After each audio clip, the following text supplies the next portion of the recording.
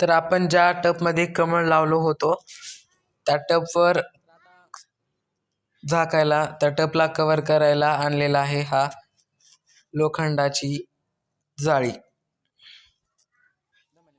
तर आम्ही तोपर्यंत कागद टाकलेलं होतं, कारण हे मासे जंप करायलेत, बाहेर उड्या आणायलेत.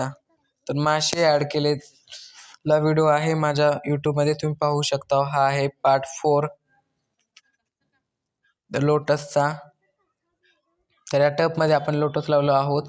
खूपच चांगल्या प्रकारे बघा, खूपच कोवळे कोवळे पाने आले आहेत. हे बघा फिशेस, ते असेच येऊन उड्या हाणत होते, म्हणून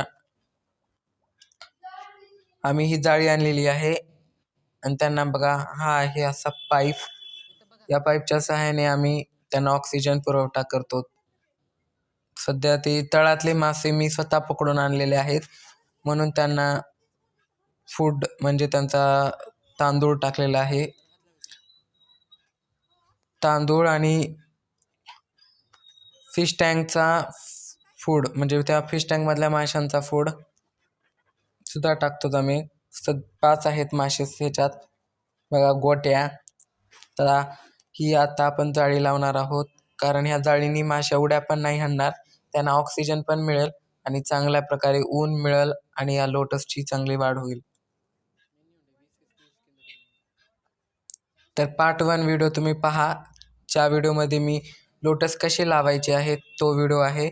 पार्ट 2 मध्ये आपण ह्याला चिखलात लावलेला आहे आणि पार्ट 3 मध्ये फिश ॲड केलेले आहेत आणि हा पार्ट 4 आहे, आपण लावणार आहोत नेट. तर सध्या असं ठेवलेलं आहे आणि आम्ही बघायलो की आता ह्याला लावता कसं येईल. तर मम्मीनं लावून दिलंय. मग रात्र झालीच, अर्धा तास गेला आम्हाला एवढंच पॅक करायला. तर अशी नेट लावलेली आहे जेणेकरून